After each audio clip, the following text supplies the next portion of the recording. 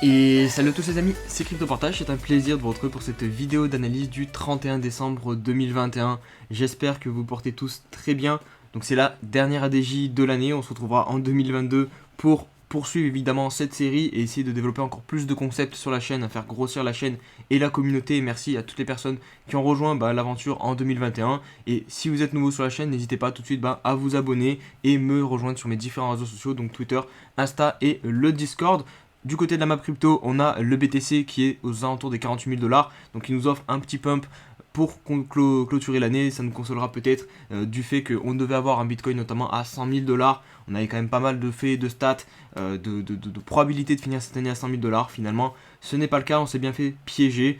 J'espère que ce n'est que partie remise pour 2022. Du côté de l'Ether, 3800 $. Le token X qui corrige pas mal, moins 15%. On a le BNB aussi qui est très légèrement dans le rouge, que je vais analyser en seconde partie de vidéo avec le token FTM. On a Atom Cosmos aussi qui est bien dans le vert. Ça, c'est la petite dédicace pour le 10K Challenge. Ça nous fait plaisir. Plus 8%, 32 $ pour Atom. On va débuter tout de suite par les news. Le Fear and Greed qui est positionné sur le niveau 28. Donc, on est quasiment sur les mêmes niveaux qu'hier. Au niveau des options sur le BTC, on a enfin donc ces fameuses options du mois de décembre où il y avait plus de 115 000 BTC en jeu qui ont expiré. Et on a vu quelque chose d'assez étonnant sur la bougie juste avant les expirations qui était aux alentours de 9h, 10h. Cette bougie-là, on a eu quand même un gros pump. On est venu chercher les 48 500 $ sur le BTC. Donc je pense clairement que les options n'y sont pas pour rien. Je pense que voilà, c'est pas mal influencé. Les baleines ont eu un petit coup à jouer et ils l'ont fait. Voilà, ils ont fait pump le BTC pour s'arranger vis-à-vis de leur option. Je pense que c'est l'option la plus probable quand même.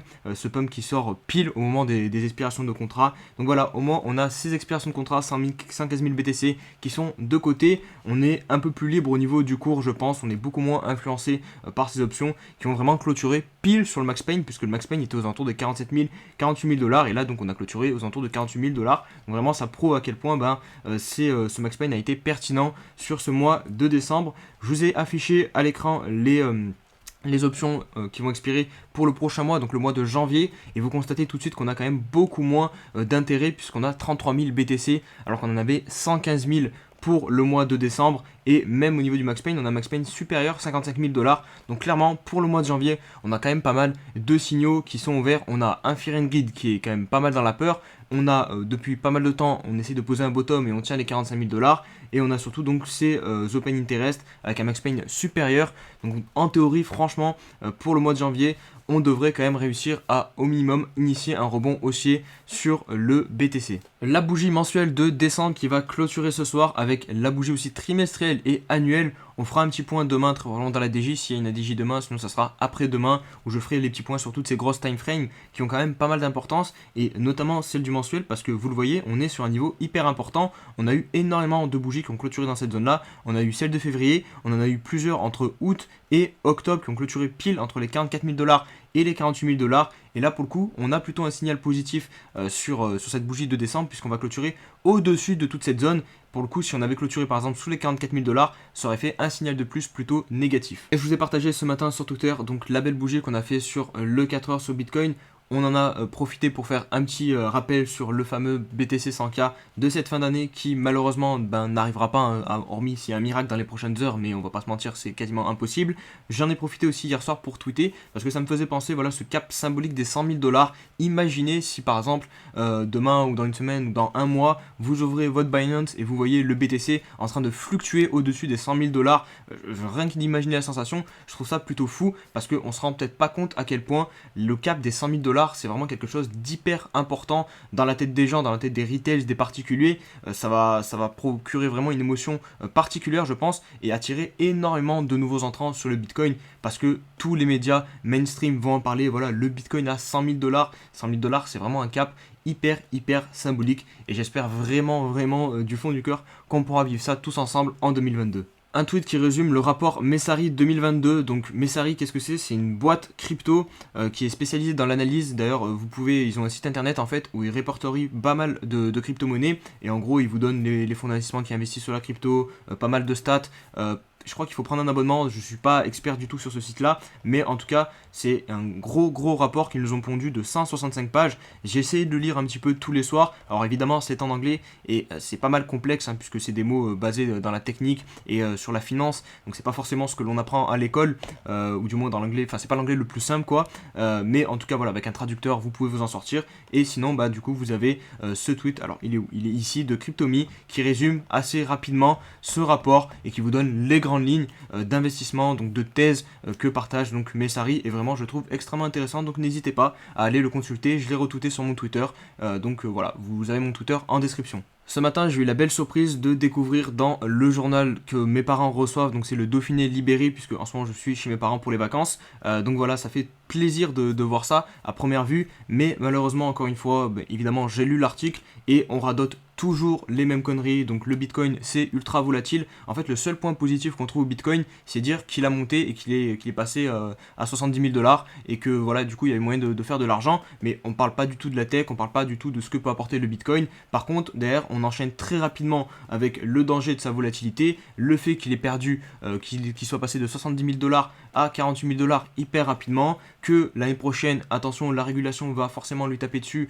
et que du coup, il faut vraiment pas que vous vous en approchiez parce que ça pue et ça va tomber à zéro. Enfin bref, le discours basique des médias mainstream, et ça c'est quand même pas mal dommage qu'on en soit encore là en 2022 quasiment. Donc j'espère que ça aussi, du côté de la presse, ça va évoluer, que le débat va devenir un peu plus neutre et que les journalistes vont réellement poser le pour et le contre du Bitcoin, parce que évidemment la régulation c'est un problème, mais on n'est pas obligé de se focaliser sur ça quand on présente le Bitcoin à une audience qui est mainstream et qui ne connaît pas du tout le Bitcoin, ou alors très peu. Et forcément, quand vous présentez le Bitcoin de manière négative, ces personnes, elles vont forcément avoir du mal à s'intéresser au Bitcoin, et c'est ça que moi je trouve vraiment dommage. On va conclure par quelques petites news, donc je vais vous en partager deux pour le coup. La première, c'est Dubaï qui va mettre en place une amende de 27 000 $ et 5 ans d'emprisonnement pour toute personne qui crée, promeut des arnaques crypto depuis là-bas à partir du 2 janvier 2022. Et ça, pour le coup, ça me fait vraiment extrêmement plaisir, puisque je ne sais pas si vous avez suivi sur Twitter, il y a eu un petit bad buzz autour d'un influenceur de télé-réalité en fait, qui a fait la promotion d'une nouvelle crypto en Suisse pour de l'immobilier. Enfin, j'ai pas exactement compris le projet. De toute façon, il l'a tellement mal présenté que c'était compliqué de comprendre. Il a balancé des conneries plus grosses les unes que les autres, parce qu'en fait, il lisait juste un texte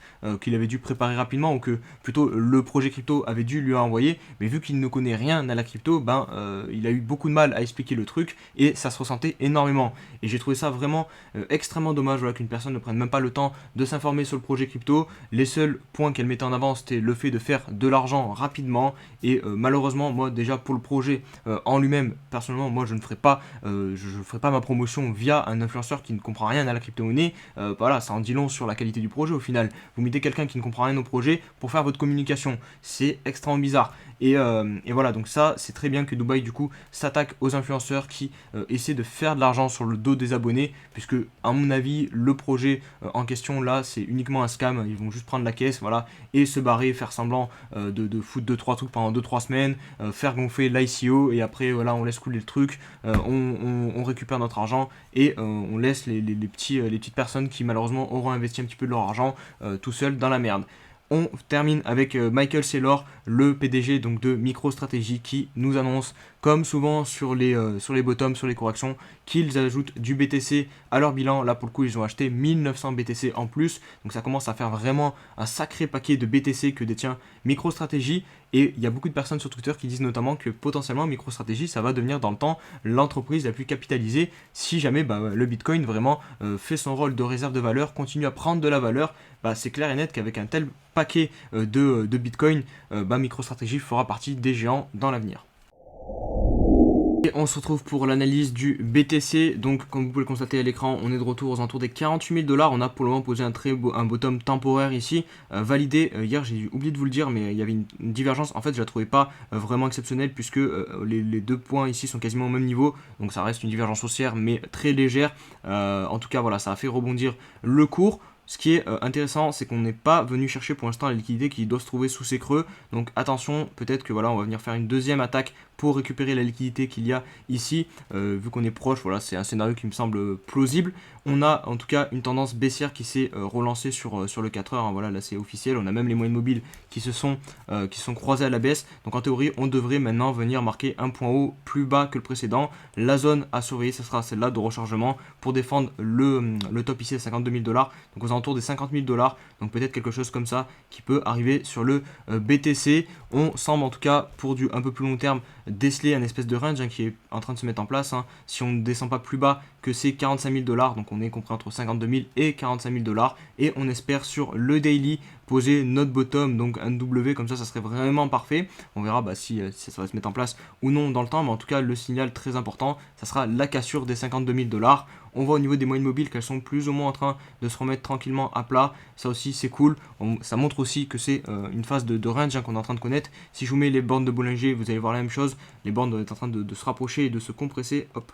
Donc voilà, vous le voyez ici, on est de plus en plus en train de rapprocher donc la partie basse et la partie haute. Donc ça montre que la volatilité est en train finalement de diminuer sur le BTC, et au bout d'un moment ça finit par exploser. Donc ça, le seul problème c'est qu'on ne sait pas si ça explose à la hausse ou à la baisse, mais on sait qu'on va avoir un nouveau mouvement directionnel qui va se mettre en place sur le BTC. Par exemple, si je prends ici, vous voyez les bornes sont vraiment beaucoup rapprochées, et d'ailleurs on a eu un fort mouvement qui s'est mis en place sur le Bitcoin. Donc on peut s'attendre très probablement à ça dans les prochains jours, semaines à venir sur le Bitcoin. Du côté d'Ethereum, c'est franchement pas joli ce qu'on est en train de voir. On a évidemment du coup fait un nouveau point bas plus bas que celui-ci. C'est normal, nous sommes en tendance baissière. Je vous l'avais dit dans la dernière ADJ que vu cet échec ici, on n'a pas réussi à inverser la tendance, à repasser en tendance haussière en marquant un nouveau sommet plus haut que le précédent. Les probabilités allaient dans le sens de faire un nouveau point bas plus bas que le précédent, et c'est ce que l'on a fait. On est venu cependant s'appuyer pile sur cette trend là, et voilà, si je voulais un petit message d'espoir, c'est que on n'a pas vraiment beaucoup enfoncé ce point bas, donc ça peut être un fake out. Voilà, on vient juste gratter la liquidité des gens qui étaient ici positionnés, qui avaient mis leur stop ici, et hop, derrière on réintègre et on répète et on recasse à la hausse. C'est une possibilité. Ce qui me fait dire ça, c'est que sur le weekly, on a pour le moment toujours réussi à tenir ce support des 4 000 $. Donc vraiment, le signal qui serait positif, c'est de récupérer très rapidement ces 4 000 $. En fait, ne pas clôturer dimanche soir en dessous des 4 000 $. Et on aura encore un petit peu d'espoir sur ce premier scénario, voilà, où l'Ether vient faire un pullback sur ce niveau-ci, tient les 4 000 et ensuite repart à la hausse. Mais sinon, voilà, si réellement la situation se détériore sur l'Ether, il faudra faire comme le BTC, venir se positionner sur la zone de rechargement pour défendre le dernier creux important sur le weekly qui se trouve ici aux alentours de 2500 $, et c'est ici où je l'espère on aura une figure de retournement et on pourra repartir ensuite à la hausse sur l'Ether. Au niveau de FTM maintenant, qui m'a été demandé en commentaire, alors on a eu un très beau retour ici sur la zone des 1,14$ qui pour de l'investissement long terme aurait été intéressant de payer. Pourquoi? Parce que tout simplement c'était aussi la zone de rechargement. On avait eu un petit peu de travail aussi sur cette zone-ci, donc on est venu poser le bottom pour le moment ici, et voilà, donc je pense qu'ici ça aurait été intéressant de rentrer, parce que maintenant ici vous rentrez sur une localisation extrêmement pas du tout profitable en termes de risk reward, parce que vous allez approcher de la zone idéale où les shorters ou les vendeurs vont défendre le top, hein. Vous le savez ici, la zone des 0,78 0,61, c'est ici que voilà, on pourrait peut-être voir une figure comme ça en double top, ou juste un pic hop comme ça, et ça ferait le double top avec le premier ici. Donc c'est en termes de risk reward, là pour du long terme, c'est pas le bon moment pour entrer sur FTM, en tout cas selon moi. Au niveau du daily, on a posé le bottom ici pour moi. Regardez, ici on casse le dernier point haut. C'est un petit peu le même range qu'on a eu finalement sur le BTC. On réussit, sauf que au contraire du BTC qui a buté ici et qui est venu rechercher les 45 000, là pour le coup, hop, on a relancé une tendance. Regardez, les moyennes mobiles vont se recroiser à la hausse. Donc là, les signaux montrent la reprise d'une tendance haussière sur le daily. Au niveau de FTM, pareil au niveau de la trend, hein, on peut globalement matérialiser la trend baissière et la pression vendeuse, parce qu'une trend baissière, qu'est-ce que c'est? C'est juste la façon de matérialiser la force de la pression vendeuse. Donc là vous voyez, il y a les vendeurs hop qui poussent le cours vers le bas, et ici on a donc le breakout, et vous voyez, c'est pas encore une fois anodin, enfin il se fait pas n'importe où, il se fait pile sur le niveau que j'avais identifié aussi du dernier point haut. Donc là vraiment en termes de confirmation d'une reprise haussière sur FTM, c'est vraiment pas mal. On a en plus de ça, voilà, les moyennes mobiles qui reprennent à la hausse. Donc là techniquement FTM c'est propre, et on peut très facilement donc venir rechercher au minimum la zone que je vous ai mise ici, qui est comprise. Donc je vais vous dire les prix, comme ça vous avez une petite ordre d'idée. Voilà, on va dire la zone environ des 3 $, parce que ça sera le prix psychologique. Donc les 3 $, c'est là où ça pourrait se corser pour FTM. On va enchaîner avec le Binance Coin qui pour moi se trouve exactement dans la même situation que Ethereum. On est posé sur la EMA 21. Si je vous montre aussi sur l'Ether en weekly, regardez, on est aussi posé sur la EMA 21. On a exactement aussi un niveau hyper important à ne pas perdre, le niveau des 500 $, prix psychologique comme les 4000 $ sur l'Ether. On a cette figure de ta séance ici, hop, qu'on revient backtester. Donc pareil, c'est la ligne de coup, donc c'est le niveau hyper important à ne pas perdre. Et comme l'Ether, ça fait plusieurs semaines qu'on est en train de travailler ce support. Et en général, quand on travaille autant en support, vous voyez là, clairement les vendeurs sont en train de grignoter les acheteurs. Petit à petit, les clôtures se font de plus en plus basses. Donc c'est plein de signaux pas très positifs que nous montre le Binance Coin. Donc pareil que pour l'Ether, on peut s'attendre à un retour pour vraiment poser le bottom. Donc sur la EMA 50 et dans la zone de rechargement qui est comprise ici, donc aux alentours des 430 $. Donc il faut voir quelque chose comme ça sur le Binance Coin avant de repartir. C'est clairement un scénario possible. Et en tout cas, pour de l'investissement, si jamais on vous donne l'occasion de recharger du Binance Coin dans cette zone-là, pour moi, c'est une belle zone pour de l'investissement. Donc voilà, après, attention, je ne suis pas conseillé en investissement. J'ai encore oublié de mettre un disclaimer en début de vidéo, mais faut vraiment que je le fasse parce que c'est important. Je ne sais pas si des personnes après m'écoutent réellement et font tout en fonction de moi, mais non, il ne faut pas faire ça les gars. Je vous partage juste mon avis et comment je ressens les graphiques et comment aussi j'ai appris à analyser les graphiques et vraiment essayer aussi de faire vraiment derrière vos propres recherches. C'est très important. Sur le daily, on est aussi bien en tendance baissière sur le Binance Coin. Pareil, je vous ai montré la trend baissière sur FTM. Du côté du Binance Coin, on ne l'a pas cassé. Regardez, la pression vendeuse est toujours présente. Donc on n'a pas du tout les mêmes signaux sur FTM que sur Binance. Et pareil, à l'inverse, on a les moyennes mobiles, hop, je vais vous agrandir un peu, qui se sont croisées à la baisse. Donc ça aussi, c'est plein de petits signaux qui montrent que du côté de Binance, en tout cas au court terme, on est toujours dans une correction. Allez, on se retrouve pour la petite question de l'abonné. Alors je vais faire un retour sur la dernière vidéo, donc c'était pas une ADJ mais le Road to 10K. D'ailleurs vous avez été encore très nombreux à commenter et à suivre le projet, donc je vous remercie grandement. On a eu pas mal de commentaires aussi, de conseils, et ça c'est vraiment ce que je veux, donc merci à tous. Là je vais répondre à quelques petites questions donc sur le transfert des atomes sur le wallet Keplr et donc aussi sur l'écosystème Osmosis. Vous m'avez demandé notamment comment vous pouvez voir vos rendements sur les pools de liquidité. En fait ils sont pas affichés directement, en fait si vous voyez ce que vous gagnez, par exemple les APR là, je sais pas pourquoi ça s'affiche pas, mais ça va s'afficher normalement. Vous gagnez les APR, mais je veux dire, c'est pas ce qui n'est pas affiché, c'est combien vous gagnez exactement en dollars. Ils n'ont pas mis de compteur, donc c'est un petit peu dommage, mais vous gagnez bien, vous inquiétez pas, ça se fait automatiquement. Vous gagnez en fait les cryptos que vous mettez dans la pool, ça s'ajoute automatiquement à l'APR que vous voyez ici, donc c'est 5% pour la pool Atom Osmo.